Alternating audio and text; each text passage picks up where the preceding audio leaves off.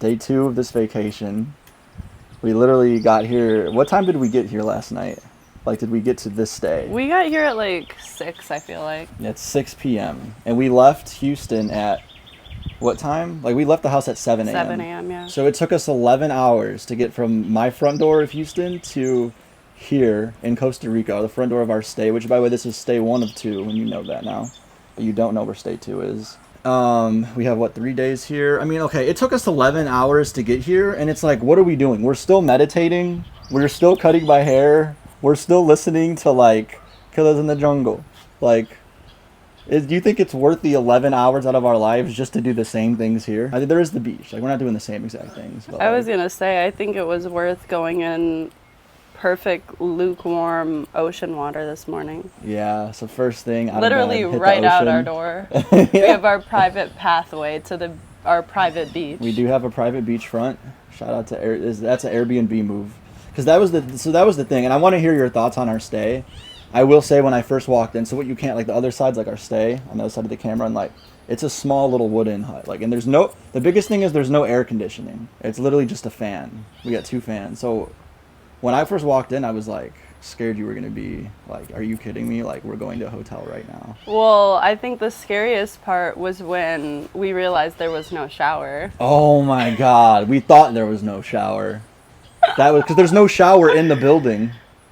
We opened the bathroom and there's just a toilet. And we're like, oh no. It was just funny because the second we walk in, I'm like, ooh, this is kind of rough conditions. I'm not going to say anything and see what you say. And you're like, oh, I'm just going to take a quick shower to cool off. And then you're like, baby, there's no shower. And I'm like, I royally screwed up this vacation. I booked this place with no. But and you were like, what are we going to do? I was like, we're going to bathe in the sink, baby. Yeah, I was ready to just get another stay. But then we opened up the back door. And there's a shower in the back outside, which is honestly even better. So cool. Yeah, that's even cooler. And a shower outdoors, if you never have, is everything you thought it'd be. It's you're just very happy in the sun. I would have booked the Airbnb for the outdoor shower alone. Yeah. So beautiful. But going back to it took 11 hours to get here. I mean, I don't know. Now we have 3 days to see, so that was a big thing on planning. It was all right, I knew it was going to be a mission to get here. And I knew that. So I was day 1, I'm not going to plan anything. And I think that worked out perfectly because then we didn't have pressure to wake up early, live more spontaneously, which is the balance I'm trying to strike on this vacation. I'm excited to explore and have no itinerary today. We had our first meal last night, which by the way, there's a lot of Indian food in Costa Rica, I was surprised. A couple sushi restaurants, but most it's Caribbean, that's their meal. So we went to the Caribbean soda. And I have to say learning, you don't go to restaurants in Costa Rica, you go to sodas. And a soda is the name of essentially, it's a restaurant that's not a chain and is local, and they call them sodas. Independently owned. We balled out, we got the most expensive seafood dish. We got 2 appetizers and water, and it was $16 with tip. And that shocked me because everyone's oh, Costa Rica's so expensive. But I guess they did say the sodas was cheaper. Well, and we're in the cheaper part, right? We're not in the touristy area, right? That's true. We did. Yeah, that's true. We did take that whole second flight to go to the middle of. I mean, it's still. I guess it is considered touristy, but not really. It's But not. It's touristy, but not resorty. I think. I didn't see a lot of tourists though. I feel it's most. I feel it's set up for tourists because we were here we came in on a Saturday night. That's as busy as it gets. I'm I didn't see tons of. There were some tourists, but I feel it was a lot of non-tourists too. Anyway. Are you okay? Yeah, I got it. So, I want to hear your thoughts on this meal. Oh my God, it was amazing. Thank you. What do I do with this? Thank you. No, good technique. I should have tried that before I asked. You might want to keep your eyes closed. Okay, thanks. I can't control these gusts of jungle wind. The meal was groundbreaking. Groundbreaking. Oh, I could eat that every day until I die. It's just so simple and so fresh. Yeah. The seafood. Yeah, so you have to get ceviche. My favorite either was the ceviche or the plantains, which was the best plantain I've ever had. The tostones. Oh. That actually wasn't the name of it. They had a different name for it. Really? Yeah, they didn't call it tostone. And those were the best I've ever had. So good. That ceviche. Oh, what kind of fruit was in the ceviche? Fruit? Yeah, there was fruit. There was a coconut. No, there was Oh my god, well, it was like papaya. Really? Yes, there was papaya mixed in. Oh, that's what it was? Yes, it was it was incredible. Do you have your heart set on a skin fade? I have my heart set on not on anything. Whatever you want to do. Yay. It's like so many times clients will be like, yeah, you can do whatever you want, but I don't want to go any shorter, and I don't want to change anything. Right. And it's like, dude, I just got my hopes up. When people actually tell me I can do whatever I want, it's like the best feeling in the world. That's the definition of like not being 100%. It's like either you're 100% in, or you're not. It's like 99% in is the same thing as being 1% in, and that's definition. That's someone who's like, 90% in, do whatever you want. It's like, all right, you might as well be 1% in and do it. But I guess I'm a brat in that regard. Like, give me a creative freedom or it's nothing. So I know yesterday I brought up, well, because that was the thing, like just recognizing like we've been dating for 2 months, and I know on my side people would be like, oh, like, don't rush it, in response like we're going on vacation only 2 months in, and you got that too? Oh my god. I'm getting so much. So many people are saying we're rushing it. It's like everyone's like, oh, don't rush, going on vacation or stuff like that. And it's like, well, what's the difference if we get to know each other now? Or why would we want to wait to get to know each other? Shouldn't we get to know each other if we're gonna... Yeah, and there's no better way than going on vacation with someone. Right. It's like, wait for what? That's actually a really good point. Why would we wait to get to know each other? Like, I learned so much about you, like, just going through that whole...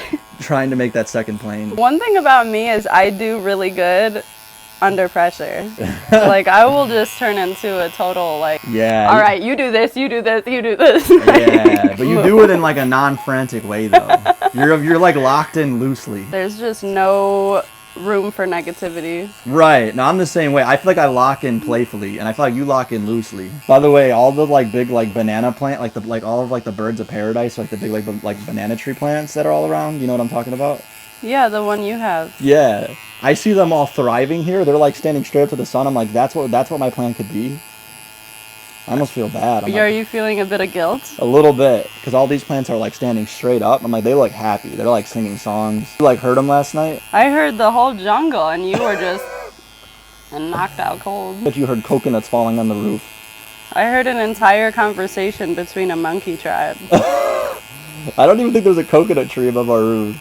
I swear you were like dreaming all this.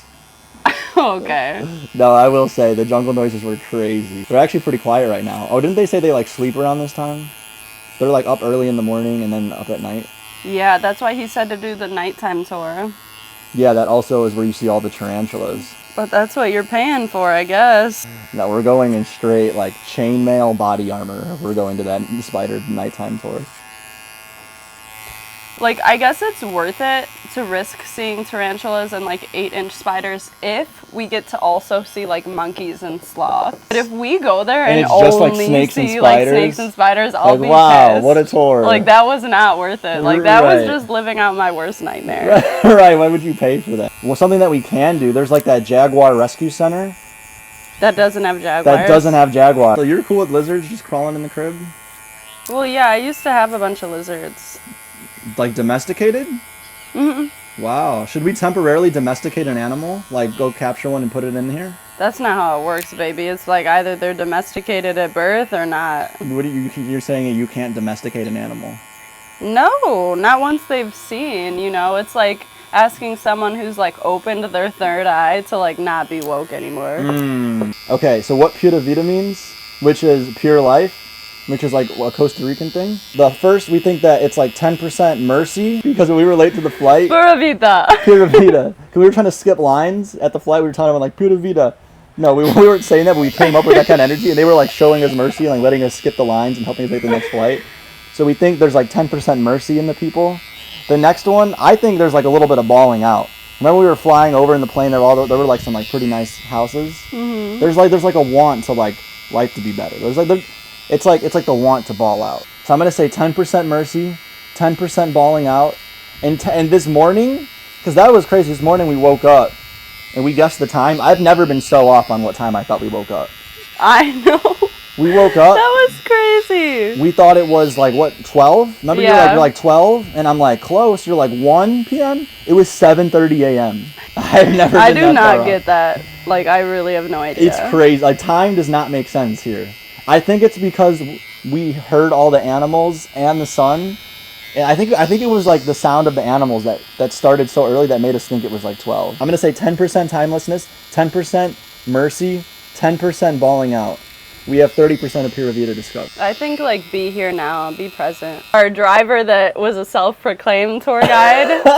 Yeah. I thought I was booking us just like a taxi ride. It he's should like, have been welcome like to the tour bus. Should have been a 45-minute drive, ends up being like a 2-hour excursion. He's like doing stops. He's like, oh yeah, we're gonna stop here. Like, not even ask, you know. Like, so good we had nowhere to be. Like, right. Thank God. We had no choice. it was great, but He stops on the side of the road. He's like picking up ants. Like, he got bit by an ant. He's like, yeah, look at these ants. He's like, this particular ant will paralyze you. As he's picking it and up, he got I'm bit. like, He's like, oh. And I'm like, bro, like, you have to drive us home. What do you think the approach is on like booking tour guides versus just doing things on our own? I'm not very good at like listening to lectures. So I'd rather just exploring and learning through action. Have you ever done the Chicago like architect boat tour? No, I really want to though. So what do you think is more beautiful, like jungle or like city architecture, like on the Chicago River? I'm a nature person more because I think it's more beautiful to think that things can be this beautiful, like naturally. Ooh. Like that black sand beach. How about you? I feel like I haven't seen the perfect biome yet. I kind of want I feel like I want more nature in Chicago. I want like Chicago, but more balanced weather and more nature. Good luck with that. Well, that's why I'm thinking, we create our own community and our own religion to control the people, to control the common person. I don't like control, baby. No, I'm just joking. It is funny though, because right outside our Airbnb up the property is a church, and you were like, "Oh, I packed for everything." It's like, well, did you pack a church outfit? How about our religion is anti-control? Okay, our religion is anti-religion. Yeah, like just be yourself. As long as it's loving and not hurting anybody. Oh, now we got rules. Slippery slope. This is how it starts. Our religion is pura vida. No, I have to say shout out religion. That's because I feel like my mom, if I put this part in, like my mom's definitely gonna be like, oh. Yeah, can't be upsetting Valerie. She's a big supporter. One thing we talked about yesterday is like how we talk about each other when we're not with each other. Like like how you act in front of other friends. And one thing is like my goal is to be able to like talk how I talk to them, like as if you were here or not. And I feel like sometimes friends will come on like let's talk differently as if our girls aren't here type of thing. And there's something that just feels like not how I want to hold myself with that. Yeah, like let's talk like our mom is here. Right. Well, that's what I'm saying. Like with the religion aspect, that's a hard one. Because I thought about this. If everyone you ever knew was in a room, who would you go and try to find? If everyone you've ever met was in a room, who would you try to find? But when I think about putting everyone I know in a room, I want to be like, if I had to like give a speech to the room, I want like my goal is that I can just talk freely and everyone's like, like not talking differently to anyone. But when it comes to the topic of religion though, that's one, it's like, how do I hold myself? I don't know. I don't know how to talk about that. I feel like you can't please everyone. You can't please anyone, but you aren't brought on this earth to please everyone. You're brought here to be yourself. You can be yourself while still respecting other people and how they are also themselves. So it's not about people pleasing, it's just about respecting people. That's true. You can disagree with them while still respecting what they believe. And if they can't respect you for believing something differently, well, that's a different story. You can't be mad at someone for thinking differently, but you can be mad at them for disrespecting you. We were talking about Neil deGrasse Tyson a lot yesterday because the stars at nighttime literally are like clear view into the universe. By the way, if maybe we were talking about this today, if we could change one thing in the world, I think maybe what it would be is that like when you look into the sky, it's just straight galaxy. Like just straight universe, like no atmosphere. Like how cool would that be if like the universe was like always just like no atmospheric bubble? You could just always see the entire universe. I mean, it is like that where there's places with no light pollution. So that's what we changed, is that little one, like light pollution. No light pollution, y'all. Right. Go to bed. That would be a cool claim as a president. Like, if I'm president, I'm going to remove light pollution. They do it in Arizona, baby. Remove light pollution? There's light pollution laws. No, right, but I'm saying, like, if we can somehow, like, have everyone, like, turn on your electricity, but, like, you could still just see the galaxy when you look up. But anyway, going back to Neil deGrasse Tyson, he's like, the only question that really matters when it comes to your beliefs is, if what you believed in was false, what would you do differently? So if you believed in the earth being flat, what would you do differently? That's actually a really good example. The traditional example where this came up in my life was in growing up in a family that's traditionally Catholic. There were a lot of different things. Like, for example, the Catholic Church is like, you really shouldn't try to get divorced. You know, and so it's like, so you may not be getting divorced because you have this pressure from, like, the Catholic, you know, from, like, that's what the Catholic Church says. But it's like, but if what you believed was false, so if that wasn't actually, you know, God's rule, would you do something differently? Like, any strong beliefs you have, like, would I do anything differently if this turned out to be false? That's interesting when it comes to religion, I think. Well, I think that's, like, the whole premise of using the word believe is it's a choice. Like, a lot of these things, there's no way to fully know the truth. That's why you're choosing to believe in a certain thing. It's about believing in it. So you're saying, like, not knowing the truth. So then maybe, because that's the thing, yeah, because then I feel like people are going to be like, oh, I don't believe, I know it's this way. That's the thing, is the only red flag is when people are 100% certain of something. That's a red flag to me. Well, I don't think people have to be certain to choose to believe in something. Right, they don't have to be. I'm just talking about the people that are certain. That was a quote. It was like, I don't know what's true or what's false, or like whenever people are telling me things, it's like, I don't know. But if someone's ever telling you something and they're 100% certain, that should set off a red flag in your head to, like, you know, take it with a grain of salt. Well, and that's exactly why it's like we can't judge people for having different beliefs, because they're beliefs. Like, they aren't certain. So how am I supposed to be like, I choose to believe in this? How can you not choose to believe in this even though it's not certain? So in knowing that it's not certain, that should bring approval of, you know, having different beliefs. That's, I feel like, a key to being able to be, like, comfortable or present in every moment and grateful for every moment, is you have to be comfortable with uncertainty and impermanence. So what are some things you've been certain of at certain points in your life and then you found them to be disproven? This is a crazy one, but I was absolutely certain that that 9/11 was an inside job. And what made you believe that it's not anymore? Yeah, right. So first off, I believed it because there was a group called Physicists and Architects for 9/11 Truth.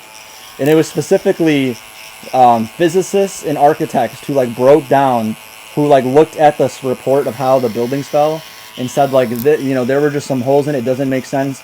And specifically, you know, a third tower fell on that day, and the way the way that the tower fell, they say fell at free-fall speed just due to office fires, and that's never happened in physics, so there has to be a red flag. And on top of that, there were insurance claims taken out, like, a year prior, where if both buildings fell, they got, like, double the amount of payout, and so they got, like, billions or trillions of dollars because of it. It sounds like you're proving that 9/11 was... Well, so this was why I believed it, but I just want to set the context. It was like, this in and of itself, if I think about, first off, I need to validate these claims, but this is what I took as truth. And it was like, if there was to be a crime of that scale, what would be the price you would have to pay someone evil to do it? To me, $1 trillion seemed like that price. And then there were red flags. That's why I believed it, okay? Okay. But then, as of recently, I saw a YouTube video of like a new physicist, of like a team who's not in the U.S. They're like these European researchers who went back into it and explained why why 9/11 was not an inside job, just from a physics standpoint of how the building crashed and why they fell the way they did. And that made me think, you know what? I've seen YouTube videos, like, put in a way where it's like I was so certain because all this made sense, that when someone else did it, like when someone else re-looked at it from the standpoint, it was like, oh, I could have been wrong this whole time. And if that's the case, how disrespectful it is to, you know, all the families and the firefighters and that kind of, you know, whoever that offends. Right. I just had to say that was something I was very passionate about. And it was like literally, there was like one of my biggest accomplishments in life is there was a period of 1 week where I was #1 in the world of a very popular iPhone game, Fun Run 2. And my username was Bush911. So when I was at the top of the leaderboards on the game, my name was like Bush911 was number 1 on the leaderboards. You were number 1 in the world, baby? Yes. In that game, which is, by the way, like, to be number 1 in a video game, oh my god. Like, top 1% is one thing, but to go from top 1% to 0.01% and then to literally number 1, oh my god, I had to go nuts. I was playing, because this is at the same time I was like real dialed in. I was working full-time at Portillo's. I was taking like 16 hours of all honors courses at COD, and I was training for a powerlifting competition. I was playing that game. Because you had to play it a lot. I remember I was competing against this guy. I can't remember his name, but he was like this like dude who lived in Hawaii, and he just like literally like lived in Hawaii. Like didn't. I'm like assuming he just didn't have a life, because he played so, and we were both competing for number 1 spot. And there was a point where it's like, who's gonna get number 1? And I literally had to play every single waking second that I wasn't studying, working, or working out. And then I ended up winning number 1 in the world. I got like this great, like the rare item when you're number 1 in the world. And then I sold my account for $100. So You sold it? I know, I did. And sometimes I regret it, because that was such like a, I was like, someone's like, I'll give you $100 for it. I'm like, it's an iPhone game. But Do you know the person you sold it to? Just a random person? Well, at the time, because I was number 1 in the world, I had like a lot of attention. So I had a Twitter for my fun run account. I am Bush911 on Twitter, and I would host like giveaways and stuff, and like I would like have community. And this was like one of my like most like active followers, which is crazy, because you find out that when you have a community like that, it's often like the people who are closest to you who are like your biggest fans and will like do the most. It's almost like it only has meaning if people assign it meaning, and like the people who are going to sign in a meeting are going to be the people closest to you. So is that when you peaked?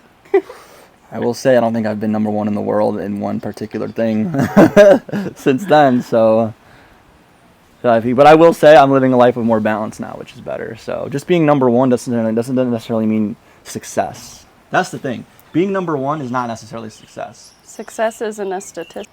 Right. Success is a feeling. So that's where that breaks down. Because success, according to Rick Rubin, is just pure happiness. And I mean, do you think there's a better, like it could, well, when he was asked, who do you think of when you think of the word successful? He was like, well, I'm already going to rule out all the rich people who aren't happy, because they're not, I did that. That's not successful to me. What do you think is like when you think about someone who's successful? To me, the definition of success is having the time and freedom to spend your time how you want to.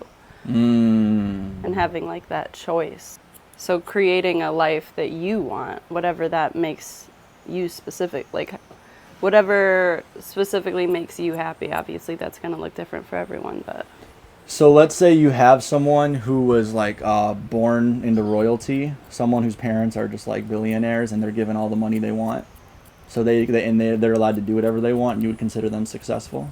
Well, I guess you need to have purpose and fulfillment too. Like I want to have time to do the things that make me feel fulfilled and the things that I'm passionate about. So maybe success is like time spent in fulfillment? Right. Is that a more narrow net metric? How much I mean, time? I think those people, like if you're just handed money, like you can still have a really successful life. It's just how you choose, what you choose to do with that money and how you choose to spend your time. Right. So then success is, are you down to create a shared definition of success? Yes. Okay. Our definition of success, feel free to tweak this, is the amount of time someone spends their life actively engaging in things that fulfill them. I like that. Okay. You're cool with that? No modifications? For me, like trying to grow the beard is like, I don't know, I just feel like I'm like holding on. You're holding on to corporate Kenny. by trying to be clean shaven? Yeah. But you know that no U.S. president since like the 1800s have had beards? Yeah, they're also all like 90 years old. Obama was in his 40s. Obama didn't have a beard. I think we should lower the age of how young a president can be. I think we should enforce. Enforce. Like they need to be younger. Wow. They can't be having dementia running the country. Because right now, the youngest you could be president is 40 years old. I feel like I'm kind of okay with that. 40 is alright. I think we can bump it down to like 35, but no lower. Just because, like, I don't want anyone I need experience with people like making rules, I wonder why. I wonder if like it's you know how like when they say like when you become president they'll like sit you down and give you all the like security briefings. What do you think is like one of the craziest things they tell the president when they get into office? They definitely tell him about aliens. Aliens. That's the big thing. It's like, all right. I'm thinking it's crazier though. I'm thinking they set the president down and they're like we have figured out that like the world is a simulation and like here's us on a computer. Like I'm sure like they're like explaining like everything you thought is completely like not what it is. But there's like an important reason like why we keep doing this. We are an experiment. These are our rulers. If you had to say like one word to our rulers, what would you tell them? That's the thing is everyone's like, oh, what if we're living in a simulation? It's like, so what? Right. What are you going to do differently? Right. Like, I'm fine with that. My simulation is dope. Yeah. I'm still impacting the people in my simulation. Right. Like, we're still about to get some fire Caribbean food. Right. Like, Simulated, why does it matter if it's a simulation? This tastes simulated. No, it still tastes like fire. It still tastes amazing. Like, why do I care? That's why it's like, I do love, like, talking about aliens and everything, but it's also just like, so what?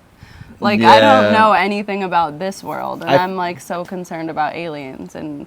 Right. Like, I don't even know what kind of tree that is behind me. And, you know, that's a good point. Like, the next time we engage with someone, someone tries to have the alien conversation, I feel like you need to start with the so what. Like, let's start with the why we're talking about this. That's like every time we play a trivia game, and I'm like, who cares? Playing trivia with your family who takes it very seriously, and you who takes it the complete opposite of serious is so crazy. Like, you were judging everyone so hard. Like, why do you take up space in your brain to know that piece of information? I'm glad I feel the same, because here's the thing, when I first went to your, so that was before we were dating. I visit your family for Thanksgiving, which is just like, is that the first person? Am I the first person to ever do that? Not dating, yeah. Yeah. But you're like, I hope you know, like, do you like trivia or something like that? And you asked me that thinking that, like, you were really into it. So I'm going in like, oh, shoot, because it's good. I'm not like, going into like a trivia, like everyone's in a, you know. But then I found out that you're on the same page as me. I was like, why didn't you start off with that? Because there's so much, I already have the pressure of meeting your family for the first time. Then I hear I have to do good at trivia. Like, how do I even prepare for that? You know, like watch, you know, Family Feud on YouTube, you know, the day before. Like, so then I go in and I'm like, oh, not only do I have to, you know, not only is it first impression time, but it's also like now I have to perform well at trivia. I don't even know what kind of trivia. So you're like, but then I didn't realize until we were playing that you're on the same page as me. It's like, I have no idea about any of this stuff, you know? I told you we were going to suck at trivia because neither of us watch TV. Or sports. And we both basically live in a box. We don't know what's going on. Right. Like, I just don't know, like, here's the thing, I don't live in a box. Like, we're on the outside. Right. But we don't live in, like, pop culture. Society's box. Right, we don't live in society's box. That's the thing is, like, the trivia. We don't subscribe to, like, society's box information. Right, and these trivia games are like pop culture. Yeah, like, right. What logo is this? Yeah, like, I don't eat that shit. Like, right. I'm out here that like I'm not eating Dole bananas. We're eating organic bananas off the tree. Yeah, literally. Yeah. Like, where do you get your food? We pick it off the tree in our backyard. Right. Stay woke. Right. We need to make a woke trivia for people like us. We should. A woke trivia. Wait, that's actually so amazing. Can we? Yeah, I'm cutting that out the video because we're going on Shark Tank. Like, oh my god! We could totally make that happen. Oh my god! That's not. We need to do that. That's fun. Wait, we actually How woke should. are you? And then, because that's like a fun thing. Like, people want to be woke, you know? We'll be asking woke questions trivia. like, what's ashwagandha? Yeah, because then it's also like a positive impact because we're asking questions. And you're learning. Because we want to do things. We want to ask trivia questions that are like beneficial and like good to know. Like, you should know that this. are like healthy. Not these like what is like the back of like a Spam can, or like what is like the CEO of Spam do in the 1970s? It's like, what's the logo of KFC? Like, yeah, like, bro, don't be going. Yeah, like, go to your local jerk chicken spot. Wait, that's actually genius. That's genius. I'm down to do this. This is like $1 million idea. It is. I wonder if it's been done. That sounds like fun. Like, that's something I'd want to play with friends. Right. We could have so much fun, like, making the... But some of it could be, like, funny, too. Yeah. Like what? Like conspiracies. Oh, Like, okay. there could be, like, some conspiracies in there. Okay, I'm down. I'm down. Certain conspiracies. But we can frame it, like, as if, like, it is a Yeah, you're gonna conspiracy. have to do some stuff of like. It just depends what kind of woke trivia we want to do. Like woke, like. Do you want like society's Well, I don't want it woke to or be, like, actual- pretentious. Right, like. So I feel like in order for it to be fun, it has to be, like, kind of funny, too. Okay. Like, some of it can be, like, straight up facts. That's fair. There's a line on like hipster woke. I just don't want to be doing this for like hipster woke. That's why I feel like it needs to be, like, a little funny. Yeah. Okay. That's dope. That's fire. Like one would be like who is considered like the ice bath cold plunge king. That's a like good one. A, like David Goggins, B, like Neil deGrasse Tyson, C, like Wim Hof. So what's one thing that you're looking forward to on this vacation? Baby, I don't know what we're doing. But tell me something you would want to do. I want to hike and maybe, like, zip line and maybe, like, get one of those ATVs. It sounds like a monkey needs rescuing. Yeah. Oh my gosh. What? Are those parrots? What? Those were the coolest birds I've I've ever ever seen. seen. They were like the color of my shirt. Look, I'm one of you guys. Wow, they were beautiful. I've never seen birds that pretty.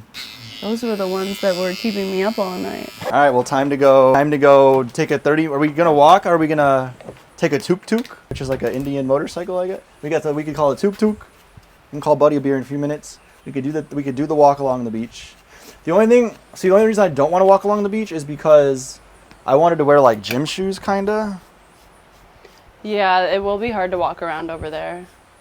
Maybe we do a walk on the beach, like, at sunset. I think we do that because originally we were going to walk when we were like leaving right away. Now it's like, you know. Yeah, let's get a ride, baby. Tuk-tuk. Tuk tuk, hooray! What was that? Was that a coconut? Yes. No way. If that's a coconut, I'm gonna go get it. Hold on. Baby, I've been telling you that there's coconuts.